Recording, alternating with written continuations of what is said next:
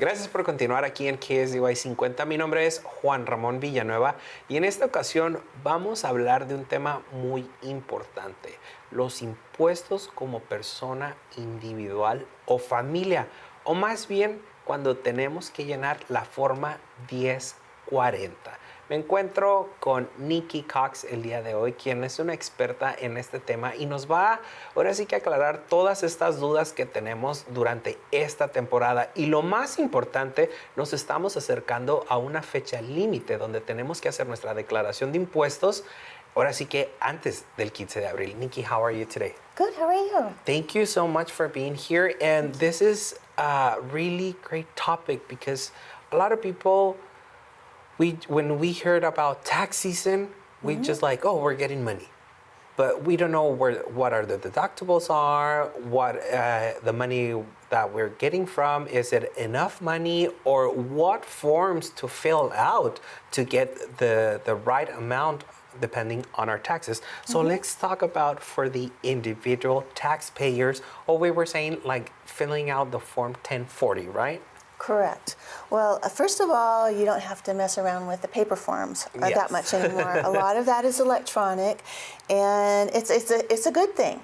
If you are worried about already owing for next year, we had this last year and we have this again this year. You can go onto irs.gov and you can type in withholding calculator on our search box or just withholding, and you will pull up our withholding calculator and you can put in how many kids you have, if you have a spouse, how much you're expecting to get from your job and from your spouse's job, and just put in all the details it asks for. It's not, I wouldn't say it's fast. It does take some time. You will need last year's tax return. You'll need a copy of your W-2, a copy of your latest paycheck stub. But at least it'll give you an idea of whether you need to adjust your withholding as an employee. And then for people that are sole proprietorships, they'll want to do something a little bit different, but that will be explained if they go on the withholding calculator. They'll want to do estimated tax payments instead. So that's the first thing. The last year, which is affecting the tax returns that you're filing up until April 15th or later if you have an extension, there was talk about how the standard deduction almost doubled. But with that, the personal exemption deductions disappeared, and those deductions were over $4,000 per person. And so people didn't necessarily adjust their deductions. So that's one reason to go onto that calculator. There's some other changes that are impacting people this year. Medical and dental expenses. Any medical or dental expenses that are unreimbursed, you could, this year when you file your tax returns, you can claim anything that's over 7.5% of your income. But next year, that the bar is higher. You can only claim anything that's over 10% of your income. So that's going to change a little bit on you. Also, for those that are planning to buy a home and get a mortgage, the interest now is limited on home indebtedness up to $750,000. It didn't used to be limited before, but now it is. If you had a house before with a mortgage December 15th of 2017, you're not impacted by this. It's only if you buy a new house. Okay. Also, you hear a lot about home equity lines of credit and how you can pay off your credit cards with that.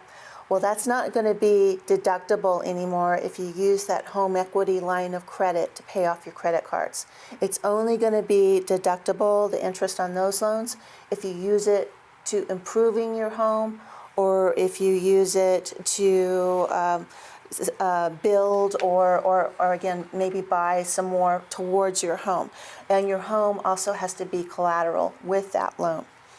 Also, as far as casualty and theft losses, it used to be that anything that wasn't covered by your insurance, fires, floods, that you could write that off, whatever your insurance didn't cover. Now it's only casualties that are because of a federally declared disaster. And you'll need the FEMA federal code with that when you fill that out on your tax return. And that started this year. Actually, it started last year, and so that will impact this year's tax returns as well that are being filed. Any miscellaneous deductions, such as tax preparation fees, union dues, what else? Unreimbursed mileage for employees. If you get a W-2, meals, entertainment, and travel for employees. That's not deductible anymore unless you are, an armed forest reservist or a qualified performing artist, and that'll be explained on our website, or you are a fee-basis state or local government official, or if you're an employee with impairment-related work expenses. But otherwise, all of those miscellaneous expenses on the last section on your itemized tax form, those have all disappeared. Wow, there's a lot of changes, increases and changes. So Yes. we need to be ready and to also read about what is going on and get more informed, because this is changes that it's not, I don't want to say it's affecting, but they're going to go through, maybe this is their last year, but on the following year, they will change, and we need to put really attention to this. What else?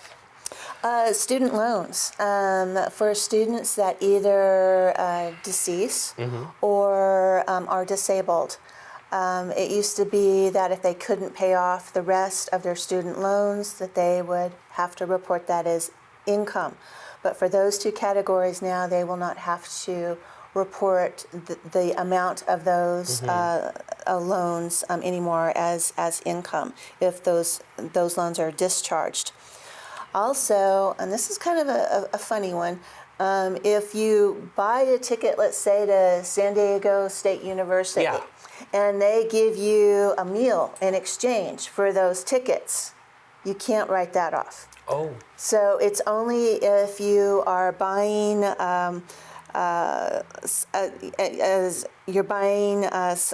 something and you get tickets for collegiate events, you can't deduct that off anymore. Okay. So, and child tax credit, we all heard that increased. That went up to 2,000 Okay. each child, and of that, 1,400 could potentially be refundable per deduction.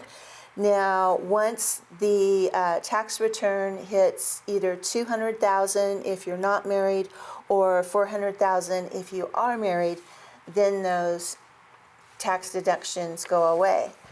Now, if you have a dependent that is 17 years or older, there still is a deduction for that, but it is limited to, hold on here, 900. No worries. Okay, it's limited to I want to say $500 or $900. So that's really gone down. It's not the same as the child tax credit. It's not the same as the exemption that people got before. You can contribute more to something called an Achieving Better Life Experience, or that's called an ABLE account, and that's for people that might have disabilities of some sort. Also, you can contribute more towards your children's 529 qualified tuition program accounts. If you want. I'm just assuming you have children. I don't know. But it's for everybody. This is for everybody, sometimes there's a lot of cases that we are tutors, or we have a kid on our own right now, and we need to make note what is happening right now with all this taxes, and because for people not to take advantage of it. Right. Yes, so that's one of the important points. And also, you know what are your rights when you're getting your tax, or if you need to pay a tax, you already have all this information, all these changes that it's going on. So what else that we can say about? Well, let's say that you have a child that's going to private school in elementary or secondary, anywhere from elementary all the way up to a senior in high school. If you are taking the funds out of that 529 account, you can do that now up to $10,000 per year, whereas before those 529 accounts were only for college. Okay. So now it goes from elementary, secondary, and all the way through high school, That's, all the way through college. Actually, that's good. Yeah. That's good.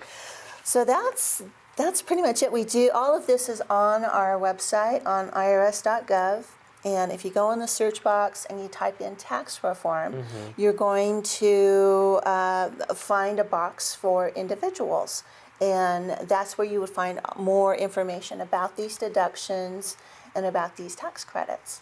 Well, Nikki, thank you so much for being here and talk about all these questions, all these new changes, and all these new deductibles. I don't want to say new deductibles, but all the deductibles that maybe we don't know.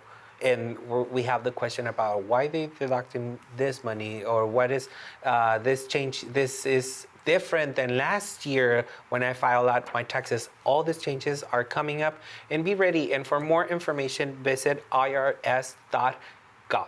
Thank you so much. Yeah. One more thing.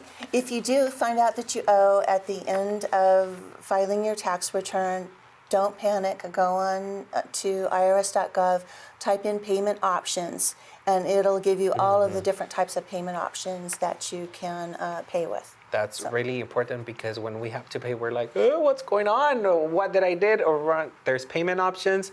Go to the website, check all the information, or you can see it right here. And we're going to have Nikki Cox here once more again to talk about this important information. Thank you so much for being here. Thank you so much. Thank My you. pleasure. And it's tax season. Y si no ha hecho sus impuestos, vaya a hacerlos porque tiene hasta el 15 de abril. Mi nombre es Juan Ramón Villanueva para KSDY 50, para la comunidad, para ti.